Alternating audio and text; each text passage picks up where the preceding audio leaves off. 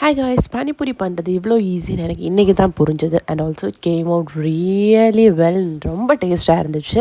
So 2 சாஸும் ஒரு பொரியும் ஒரு மசாலாவும் தான் பண்ணேன். ஸோ எப்படி பண்ணுறேன்னு நம்ம பார்க்கலாம். ஸோ இதுக்காக ஃபஸ்ட்டு ஒரு 1.5 கப் ரவா அண்ட் 1/2 கப் மைதா, அப்புறம் கொஞ்சம் உப்பும் போட்டுட்டு நல்லா மிக்ஸ் பண்ணிக்கோங்க.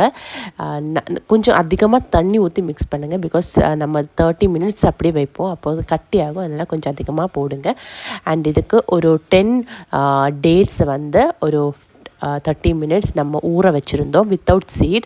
அதை வந்து இப்போ செப்ரேட் பண்ணிவிட்டு தண்ணியை மாற்றி டேட்ஸு மட்டும் வச்சு நல்லா மிக்ஸ் பண்ணியிருக்கேன். அண்ட் ஆல்சோ புளியும் ஒரு 10 மினிட்ஸ் முன்னாடி வச்சுருந்தேன். அந்த புளியோட தண்ணி வச்சு தான் டேட்ஸை மிக்ஸ் பண்ணது.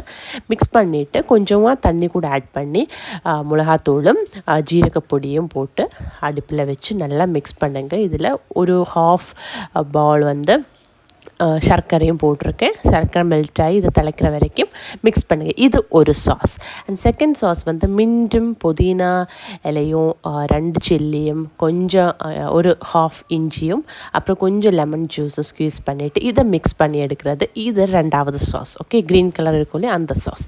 ஸோ இதை நல்லா மிக்ஸ் பண்ணிவிட்டு நல்லா அரிச்சு எடுத்துக்கோங்க. லைக் நமக்கு தண்ணி தான் தேவை, அதனால் நல்லாவே அரிச்சு எடுத்துக்கோங்க. அரிச்செடுக்கும்போது நமக்கு நம்ம எடுத்தது 1/2னா ஒரு 1/4 தான் கிடைக்கும்.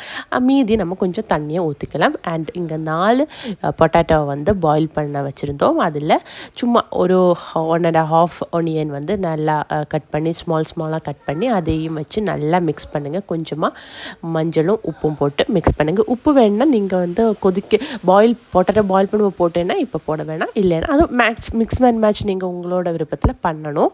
ஸோ தென் இதெல்லாம் பண்ணும்போது 30 மினிட்ஸ் ஆகிடும். அப்போதைக்கு நம்மளோட மாவும் ரெடி ஆகும். நல்லா தண்ணி ஊற்றுங்க, பிகாஸ் இது கட்டியாகும். ரவை தண்ணி வெளிச்சு ஊறி எடுக்கும். அதனால் நல்லா மிக்ஸ் பண்ணிக்கோங்க. அண்ட் தென் ரொம்ப தின்னாக இதை வந்து பரத்திட்டு அதை வந்து சின்ன ஏதாச்சும் கேப் வச்சுட்டு ரவுண்டாக எடுத்துக்கோங்க. அண்ட் இங்கே எல்லாமே பண்ணது கோகோனட் ஆயிலில். ஸோ இந்த கோகோனட் ஆயிலில் நம்ம பூரி எடுப்போம் இல்லையா, அதே மாதிரி தான் அது சின்னதாக பொங்கி பூரி மாதிரி வரும்போது அதை எடுத்துக்கணும். பட் பூரி வந்து நம்ம நல்லா ப்ரௌனிஷாக சிலவங்க வைக்க மாட்டாங்க, பட் இதில் வந்து நல்லா ப்ரௌனிஷாக வைங்க, அப்போ தான் டேஸ்ட்டாக இருக்கும். எல்லாமே ரெடி, மிக்ஸ் பண்ணி சாப்பிட வேண்டியது. இது எந்த சாஸ் ஃபஸ்ட்டு ஊற்றணும், எந்த மசாலா எப்போ போகணும் அதெல்லாம் எனக்கு தெரியாது, பட் எப்படி சாப்பிட்டாலும் இது சூப்பராக இருக்கும். அண்ட் இந்த சாஸ் இருக்குல்ல புளி, அது கண்டிப்பாக பேலன்ஸ் வரும். வெறும் ரைஸ் கூடயும் சாப்பிட்டு டேஸ்ட்டாக இருக்கும். ஸோ ட்ரை பண்ணி பாருங்கள். பாய்.